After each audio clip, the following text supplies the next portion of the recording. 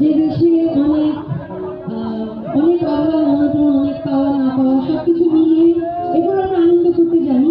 এই জন্য আজকের এই আয়োজন, এই আনন্দ আয়োজনে আমি আমার সাথে আপনাদের সবাইকে চাই। প্রথমেই দেশের প্রতি শ্রদ্ধা জানিয়ে আমি একটা দেশাত্মবোধক গান দিয়ে শুরু করছি। যারা যারা গাইতে জানেন আমার সাথে জয়েন করবেন, আর এরপরে আপনাদের কোনো পছন্দের গান থাকলে আমাকে জানাবেন, আমি যদি জানাতে গান চেষ্টা করব। ঠিক আছে দি? সব ঠিকঠাক?